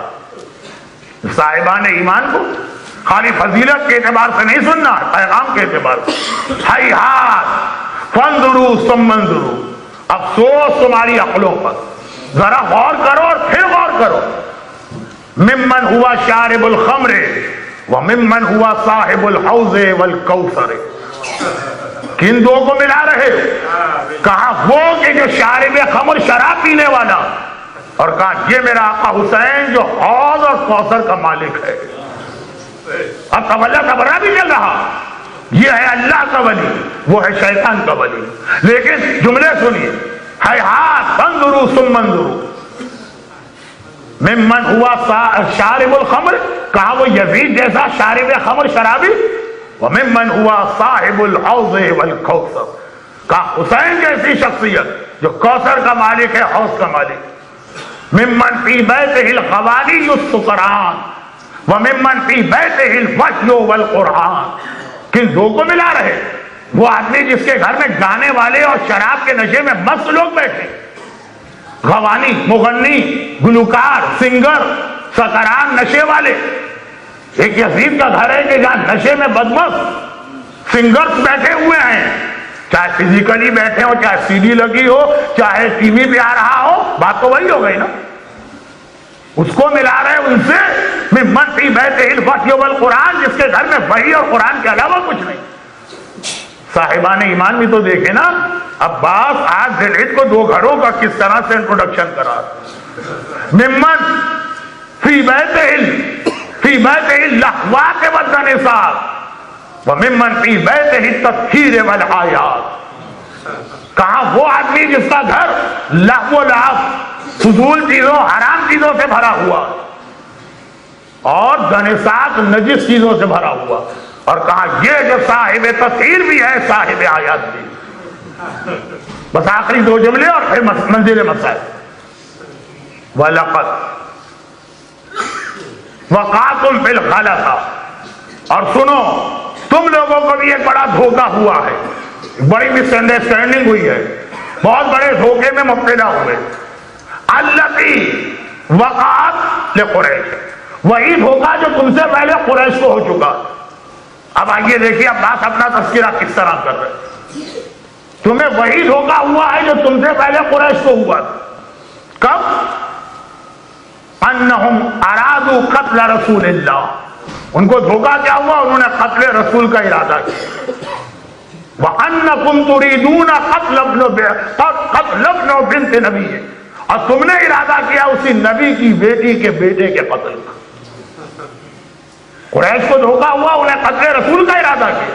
تمہیں دھوکہ ہوا، تم نے نواسہ رسول کے قتل۔ دھوکہ کیا ہوا؟ کیف یمکن لہم ما دام امیر المؤمنین حیا، ارے قریش جو تم نے ارادہ کیا یہ کیسے پاسبل ہے جب تک کہ امیر المومنین زندہ، جب تک کہ علی زندہ ہے قتل رسول کا ارادہ کیا، تمہیں دھوکہ ہوا ہے۔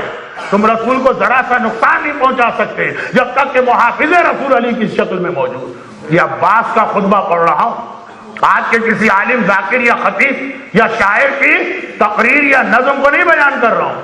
دیکھیے کس انداز سے میرا مولا خانہ خدا کی چھت پہ غیر محافظ مجمع میں اپنے بابا کے فضائل بھی بتا رہا، کہا جو قریش کو دھوکہ ہوا وہ تم کو ہوا۔ انہوں نے قتل رسول کا ارادہ کیا، تم نے نواسہ رسول کے قتل کا ارادہ کیا، لیکن وہ بھول گئے کیفا یمکن لہم، کیسے ان کے لیے ممکن ہے ما دام امیر المومنین حیا، وکیفا یمکن لکم ما دمت حیا، اور تمہارے لیے کیسے ممکن ہے قتل حسین جب تک کہ میں زندہ ہوں۔ جب تک عباس زندہ ہے کوئی حسین کے قریب بھی نہیں آ سکتا۔ پھر میرے مولا نے جملہ کہا جو ذرا سا اس سینس میں دیکھیے گا، الفاظ نہیں ہے اس میں، جو میرا مولا ایک طرح سے ان دشمنان اہل بیت کو طنز کر رہا، کہا ہاں تمہارا ارادہ ہے قتل نبی کا، تعالو اخبرکم، آؤ میرے پاس میں تمہیں بتاؤں اگر حسین کو قتل کرنا اس کا طریقہ کیا ہے۔ یہ عباس کہہ رہے ہیں تعالو۔ اچھا یہ الفاظ ایسے ہیں کہ اگر ذرا سا ناسمجھ آدمی سنے تو چکرا جائے، چنانچہ بعض علماء نے اس خطبے کا اردو ترجمہ کیا، اس جملے کا ترجمہ نہیں کیا اپنے قوم کے مزاج کو دیکھتے ہوئے، لیکن میرے پاس 9 دن کی خبر ہے کہ کتنا باشعور مجمع، تو میں اس کے سامنے تو اس کو دہرا رہا ہوں۔ تعالو اخبرو، آؤ میرے پاس میں تمہیں خبر دوں کہ حسین کو کس طرح قتل کر سکتے ہیں۔ بادرو قتلی و ضرب عنقی، اگر حسین کو شہید کرنا ہے پہلے آؤ، پہلے مجھے قتل کرو، میری گردن کو کاٹو، پھر کوئی حسین تک پہنچے۔ اور عباس بتا رہے کہ ناممکن کام، کوئی ہے دنیا میں جو عباس کی گردن کاٹے یا عباس کو قتل کرے، لیکن اس جملے میں زور وہ ہے کہ جب تک عباس زندہ اس وقت تک کوئی حسین تک نہیں پہنچ سکتا۔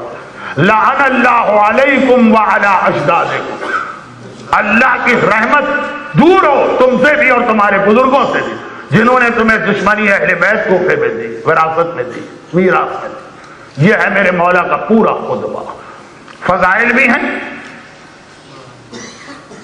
برات کا اظہار تبرہ بھی ہے، صاحبان ایمان کے لیے یہ پیغام بھی ہے، حسین کا گھر کیسا ہوتا ہے، یزید کا گھر کیسا ہوتا ہے، یعنی یہ پیغام ایک میرا، جا کے دیکھ لے ہمارا گھر حسین جیسا، جہاں پہ تطہیر ہو، آیات ہو، وحی ہو، قرآن ہو، یا یزید جیسا ہے جہاں پہ شراب ہو، جہاں پہ سنگنگ ہو، جہاں پہ نجس چیزیں ہو، جہاں پہ لہو و لعب کا شوق۔ یہ عباس نے ساری چیزیں کیوں بتائی؟ عباس کو بھی پتا ہے کہ دشمن سے زیادہ میرا چاہنے والا تڑپ تڑپ کے میرا ایک جملہ سنے. چنانچہ 3 دن سے میں مومنین کی تڑپ دیکھ رہا تھا، تو آج میں نے یہ پورا خطبہ آپ کی خدمت میں پیش کی. اور اس کے آخر جو میرے مولا عباس رسول خدا کے حوالے سے ایک بات کہی کہ قریش کو دھوکہ ہوا کہ رسول کو شہید کر دیں، بھول گئے ابھی علی زندہ. تمہیں دھوکہ ہو رہا ہے حسین کو شہید کر دو گے، بھول گئے ابھی عباس زندہ. کیا اس کا بالکل وہ اسٹائل نہیں جو پیغمبر کی وہ جو حدیث کہ یہ علی مسئلوں کا انتا منی بے منزلت ہارون من موسیٰ، تمہاری وہی منزل ہے جو ہارون کی منزل موسیٰ کے پاس تھی. کیا اس کا وہی انداز نہیں؟ عباس کہہ رہے ہیں کہ میری وہی منزلت ہے جو میرے بابا علی مرتضیٰ کی منزلت رسول خدا کے پاس. ایک نعرہ پیاس ہے، عباس ہے، عباس ہے. ایک نعرہ آس ہے، عباس ہے، عباس ہے. ایک نعرہ خاص ہے، عباس ہے، عباس ہے. نعرہ حیدری. عباس اپنا مقابلہ اپنے بابا سے کر رہے. تیرا بابا محافظ رسول ہے، میں محافظ حسین. مگر ولایت کہتے اسے ہیں کہ اپنی مت چلاؤ. جہاں پہ رسول نے علی کو روک دیا، تلوار ہے، روک دی علی. اور جہاں حسین نے عباس کو روک دیا، تلوار ہے عباس کے ہاتھ. اور آج فلپ کو اعلان کر کے گئے کہ ماں دم تو حیا، جب تک میں زندہ ہوں کوئی میرے آقا کو نقصان نہیں پہنچا سکتا، لیکن اگر آقا ہی روک دے. عباس سب کو اجازت ہے، تمہیں اجازت نہیں. جو 8 ذی الحجہ کو دشمنوں کے درمیان خانہ خدا کی چھت پہ کھڑے ہو کے اس انداز سے خطبہ دے، کربلا کا دشمنوں کا 30,000 کا لشکر کوئی مسئلہ نہیں تھا، مگر حکم امام. یہ ولایت. عباس سب سے بہترین مثال ہے ولایت کسے کہتے ہیں. ہم اور آپ اپنے ذرا سے آرام اور مزے کے لیے گانا نہیں چھوٹتا، امام کہتے رہے تو کہیں. دیکھیے ایک مومنہ نے مجھے بتایا کہ میری خواب میں زمانے کے امام آئے تھے اور کہا تھا تمہاری ہر چیز ہمیں پسند ہے، تم گانا سنتی ہو یہ ہمیں نہ پسند. میں نے کہا تھا مولا باقی ہر بات مانوں گی، یہ نہیں مانوں. اب ایسے واقعات کے خواب سچے جھوٹے الگ بات، اسے تو یقین ہے نا کہ امام آئے، لیکن وہ کہہ رہے مولانا امام کچھ اور کہہ دیتے تو ہر چیز کے لیے تیار ہوں، مگر یہ نہیں. ہم اپنی لذتوں کی وجہ سے ولی مان کر امام کا حکم نہیں مانتے. اور عباس حسین کو ولی یا برحق مانتے ہیں تو کیا کیفیت. سکینہ کی پیاس کو دیکھ رہے ہیں اور عباس کو حکم ہے تو خاموش. اب میں یہاں پہ ایک بات کہہ کے براہ راست مسائل پر آ جاؤں. کربلا کے اندر واقعات میں تھوڑا تھوڑا اختلاف ہے کتابوں میں، اور یہ جو تاریخیں آپ آج کل گزار رہے ہیں اس میں بہت ہوا ہوگا کہ آپ نے ایک ہی مسائل جناب قاسم کے کہیں اور سنے، کوئی اور روایت پڑھی گئی ہوگی، یہاں آئے تو کوئی اور پڑھی گئی، یہاں سے آگے گئے کوئی اور آپ نے سن لی. یہ تاریخ میں یہ ساری چیزیں اس انداز سے آ گئی. یہ بھی اہل بیت پہ ایک ظلم ہوا، نہ ان کے حالات محفوظ کیے گئے، نہ کربلا کے واقعات کی کتابیں لکھنے دی گئی. وہ ہمارے بزرگ جو اپنی اولادوں کو قربان کر کے کلیجے سے کتابیں لگا کے یہاں پہنچے، ان کی وجہ سے اتنا بھی مل گئے.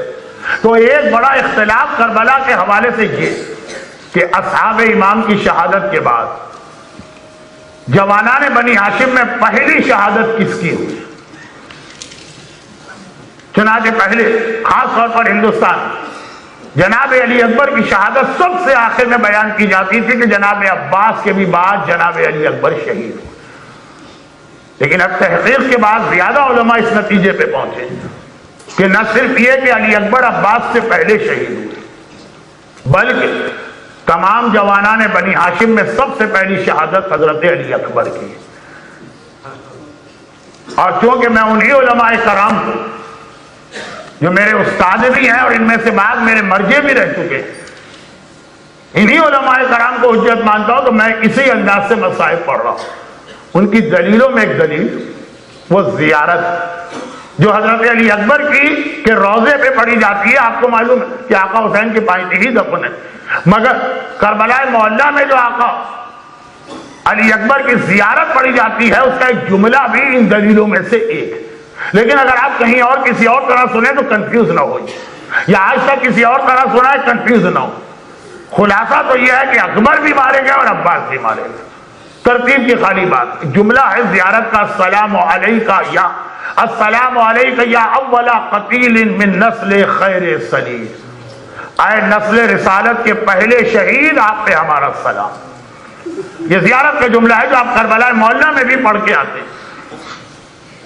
سب یہ والا جملہ بھی دلیلوں میں سے ایک دلیل ہے، خالی یہ نہیں لیکن دلیلوں میں سے ایک دلیل، نسل رسول کا پہلا شہید۔ تو اگر یہ روایت اسی انداز سے ہو تو سوچیے عباس کا کتنا بڑا امتحان ہے۔ عباس تم زندہ رہو گے، اکبر مارا جائے گا۔ جنہیں پتا ہے کہ عباس کس طرح سے اپنے آپ کو حسین اور حسین کی اولاد کا خادم سمجھتے، چنانچہ علماء کرام اس طرح لکھتے کہ عاشور کی صبح جہاد شروع ہوا، ایک ایک کر کے تمام اصحاب حسین مارے گئے، مسلم ابن اوسجہ ہو کہ بریر حمدانی ہو کہ حبیب ابن مظاہر ہو کہ جون غلام حبشی ہو، ایک وقت وہ آ گیا اصحاب سب مارے گئے۔ جوانہ نے بنی ہاشم کی باری آئی، حسین نے آواز دی اکبر بیٹا مقتل میں پہلے تجھے جانا۔ اچھا یہ آپ کو معلوم ہے کہ جناب ام لیلہ اور یزید ملعون یہ آپس میں فرسٹ کزن تھے، ام لیلہ اور یزید فرسٹ کزن، چنانچہ یعنی حاکم شام ام لیلہ کا ماموں ہے یزید بیٹا، اور یزید کی پھوپھی کی بیٹی ہے ام لیلہ۔ ایک بار حسین نے آواز دی اکبر بیٹا مقتل میں تمہیں جانا۔ اکبر نے گھبرا کہ 18 سال کا جوان ہے، ابھی ساری زندگی اس کے سامنے ہے، دنیا کی ساری لذتیں اور مزے اس کے سامنے ہیں۔ لیکن اکبر نے کہا بابا میں تو کب سے انتظار کر رہا کہ کب میں اپنے باپ کی حمایت میں اور اپنے رجت کے شریعت کی اور دین کی حفاظت کے لیے مقصد بھیجا۔ بابا آپ نے تو مجھے خوشخبری سنائی، یہ کہے کہ گھوڑے پہ سوار ہو کے چلنا کیا۔ دیکھیے اکبر کا جہاد، چند اس میں بڑی عجیب باتیں نظر آتی ہیں جو پورے کربلا کی کسی اور شہادت میں نظر نہیں۔ اکبر چلنا چاہتے، حسین نے روکا، اکبر کہاں جا رہے ہیں؟ کہا بابا آپ ہی نے تو اجازت دی ہے، مقتل میں جا رہا ہوں۔ کہا اکبر تم اس طرح نہیں جا سکتے، جاؤ اور جا کر پہلے اہل حرم سے اجازت لو۔ اکبر کی رخصتی خود یزیدی فوج کا رپورٹر حمید ابن مسلم لکھتا کہ ایسا منظر ہم نے کسی موقع پہ نہیں دیکھا تھا جو اکبر کی رخصتی کے موقع پہ پیش آیا۔ اور وہ کیا منظر ہے وہ میں ابھی بتاتا ہوں، لیکن اکبر کے لیے 30,000 کی فوج کا 3 دن کی پیاس میں مقابلہ کرنا آسان ہے، مگر اپنی ماں ام لیلہ سے یہ کہنا کہ اماں تیرا 18 سال کا جوان مرنے جا رہا۔ اکبر کسی معمولی شخصیت کا نام نہیں۔ جب بعد واقعہ کربلا سیدانیوں کا لٹا ہوا قافلہ کوفے سے شام جا رہا تھا اور حلب کے علاقے سے گزرا، جس طرف زیادہ تر عیسائی اور یہودی بستیاں، اور ایک گھر کی چھت پہ عیسائی عورتیں فقط تماشا دیکھنے بیٹھی، ان کا اس سے کیا تعلق؟ ادھر بھی مسلمان ادھر بھی مسلمان، وہ یہ سمجھ رہے۔ مگر جیسے ہی ایک عیسائی عورت کی نگاہ اکبر کے کٹے سر پہ پڑی، اس نے حسین کا سر بھی دیکھا، اس نے جوانہ نے، لیکن جیسے ہی اکبر کا سر دیکھا بے اختیار کہا اللہ کرے اس جوان کی ماں مر چکی ہے۔ ام لیلہ نے جملہ سنا، ایک مرتبہ کڑپ کے کہا کہ اس جوان کی ماں سے تجھے کیا دشمنی ہے، اس کے لیے بد دعا دے رہی۔ وہ عیسائی عورت گھبرا کے کہتی ہے میں بد دعا نہیں دے رہی، میں سوچ رہی ہوں ہم غیر ہیں، ہمارا کوئی تعلق نہیں، ہم سے 18 سال کے اس جوان کا کٹا سر نہیں دیکھا جا رہا۔ ارے اگر اس کی ماں زندہ ہوگی تو کس دل سے دیکھا ہوگا میرا لال، اور اس طرح سے گردن کاٹ کے کٹا سر نو کے نیزہ پہ بلا۔ مگر اے عیسائی عورت، تو نے ام لیلہ کو بھی کیا عام ماں سمجھا؟ آؤ اور آ کر دیکھو کربلا کے میدان میں، آج آپ کو لیلہ کے اس لال کا ماتم کرنا کہ عیسائی عورتیں تک بے اختیار رو گئی اکبر کا کٹا سر دیکھ کر۔ حسین نے کہا اکبر دشمن کا مقابلہ بعد میں ہے، پہلے جا کے گھر والوں سے اجازت دو۔ اللہ اللہ، کتنا بڑا مرحلہ امتحان ہے اکبر کے لیے۔ ماں سے جا کے 18 سال کا کڑیل جوان بیٹا گیا میں مرنے جا رہا ہوں، اب میرا لاشا خاک اور خون کے اندر آلودہ ہونے والا، پریشانی کے عالم میں چلے ماں کو کس طرح سے قائل کروں گا، ماں کو کس طرح سے یہ پیغام دوں گا. لیکن میرے مرحوم استاد جو روایت پڑھتے ہیں، جیسے لیلا کے خیمے میں گئے دیکھا کہ لیلا نے مصلی بچھایا ہے، قبلہ رخ ہو کے بیٹھی. اکبر گھبرا گئے، اماں کسی نماز کا وقت تو ہے، ظہرین کی نماز پڑھی جا چکی ہے، مغربین میں ابھی بہت وقت باقی، یہ ابھی سے مصلی کس بات کے لیے بچھایا؟ کہا اکبر تجھے پتا ہے کہ اس ظالم سے میرا ایک رشتہ بنتا اور میں گھبرا رہی ہوں کہ ایسا نہ ہو کہ مقتل میں میرے اکبر کے قدم پیچھے ہٹ جائیں تو لوگ کہیں حسین کا بیٹا تو پیچھے نہ ہٹتا، یہ لیلا کی تربیت یا خاندان ہے جس نے اکبر کو پیچھے ہٹایا. تو میں نے اللہ سے منت مانی ہے میرے لال کا لاشا آئے تو میں شکرانے کی نماز پڑھوں. دیکھیے کوئی ماں جو اپنے 18 سال کا لال کا لاشے کے لیے شکرانے کی نماز پڑھے. یہ کربلا ہے جہاں ماؤں کی فطرت بدل جاتی ہے. اکبر نے ایک مرتبہ کہا اماں تو نے میرا کتنا بڑا مسئلہ حل کر دیا، میں تو پریشان آیا تھا تجھے کیسے یہ خبر دوں. اب تیرا اکبر مقتل میں مرنے جا رہا ہے اور تو میرے لیے منت کی نماز مان کے بیٹھی. ایک بار لیلا نے کہا اکبر بیٹا ذرا جلدی سے جا کے جہاد کر، تیرا لاشا جلدی سے آئے تو میں اپنی منت کو جلدی سے پڑھاؤں یا پورا کروں. لیکن لیلا سے زیادہ بڑا مرحلہ تو زینب سے، جس پھوپھی نے ماں سے زیادہ اکبر کو چاہا اور پالا. کوئی زینب کو جا کے یہ بتائے تیرا اکبر مرنے والا ہے. مقتل حسین عبد الرزاق المکرم ان کے مقتل حسین سے روایت پڑھ رہا ہوں. اکبر کو بھی پتا ہے زینب کو کس طرح سمجھائے. پریشانی کے عالم میں زینب کے خیمے میں آئے، دیکھا کہ شہزادی زمین پہ بیٹھی. اکبر گئے، آگے گئے، جا کے پھوپھی کی گود میں جو ماں سے زیادہ مہربان ہے سر رکھ کے لیٹ گئے. زینب نے اکبر کو پالا ہے، جب سے اکبر نے ہوش سنبھالا جو چیز مانگی زینب سے مانگی، جو سوال کیا زینب سے کیا. زینب کے گھر میں زیادہ دیر رہتے، اپنے گھر میں کم رہتے. زینب کی گود میں اکبر کا سر آیا. ایک بار زینب نے اکبر کے بالوں میں انگلیوں سے کنگھی شروع کی. اکبر اس وقت کیوں آیا؟ کہا پھوپھی اماں ایک مسئلہ پیش آ گیا اور اس کا جواب آپ سے لینے آیا ہوں. زینب نے کہا اکبر بیٹا یہ کوئی مسئلے کا وقت نہیں ہے، کربلا کا جہاد اپنے عروج پر ہے. اکبر کہتا ہے ایک مسئلہ آیا ہے، آپ پیش آ گیا، آپ سے جواب لینا. زینب کہتی ہے بیٹا اکبر یہ مسئلے کا وقت نہیں ہے. اکبر نے کہا لیکن پھوپھی اماں بہت اہم مسئلہ، جب سے ہوش سنبھالا ہے جو مانگا آپ سے مانگا، جو پوچھا آپ سے پوچھا، آپ ہی بتائیے کہ اس کا جواب کیا ہے.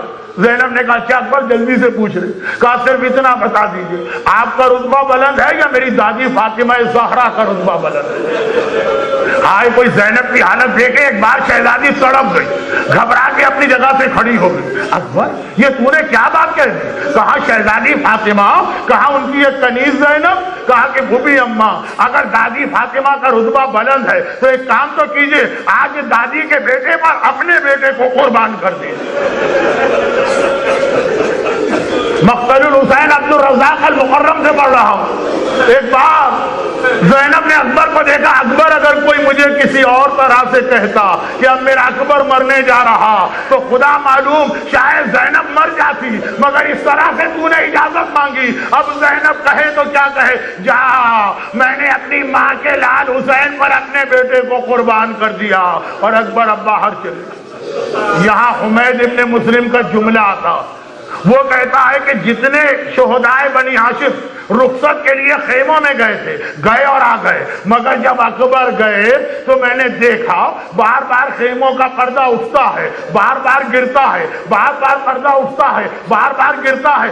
ایسا لگتا ہے اکبر باہر آنا چاہتے ہیں رک جاتے ہیں، باہر آنا چاہتے ہیں رک جاتے ہیں. جی ہاں جس وقت اکبر چلنا چاہتے ہیں کوئی بہن آ کے لپٹ جاتی ہے، بھیا ایک بار تو اپنی ایک زیارت کرا جاؤ. جب اکبر باہر جانا چاہتے ہیں کوئی پھوپھی آ کے کلیجے سے لگاتی ہے، اکبر بیٹا ایک بار اور تیری پھوپھی تیری زیارت کر لے.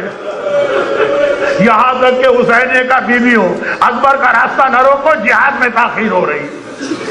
میں نے کسی کتاب میں نہیں پڑھا لیکن میرے مرحوم استاد کا ایک جملہ، بھائی یہ جو کہا ساری بیویاں ہنسی، اکبر نکلنا چاہتے ہیں، ایک آواز آتی ہے اکبر سب سے مل لیے، کیا ہم سے نہ ملو گے؟ اکبر نے مڑ کے دیکھا، میرا بیمار امام سید الساجدین بستر پہ کمر پکڑے بیٹھا ہے۔ اکبر بھیا ہم سے بھی تو ملتے جاؤ۔ ارے جوان بھائی کے گلے سے لگا، خدا معلوم بھائی نے بھائی سے کیا کہا۔ اکبر باہر آئے، گھوڑے پہ سوار ہو کے مقتل کی جانب چلے۔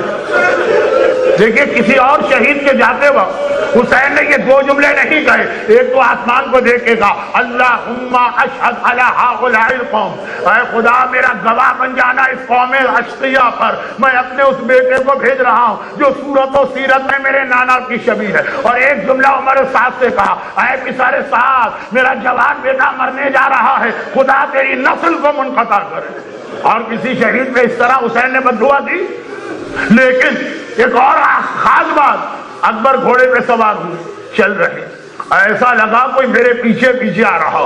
ارے مڑ کے دیکھا تو کیا دیکھا، میرا 57 سال کا بوڑھا بابا میری سواری کے پیچھے پیدل چل رہا ہے، اور جیسے جیسے میرے گھوڑے کی رفتار بڑھ رہی ہے ویسے ویسے حسین کی رفتار بڑھ رہی۔ ارے اکبر گھبرا گئے، گھوڑے کو روکا، اترے، ہاتھ جوڑے، بابا یہ آپ کیا کر رہے ہیں؟ عجیب جملہ ہے، یہ سب اکبر کی شہادت میں سامنے آئے۔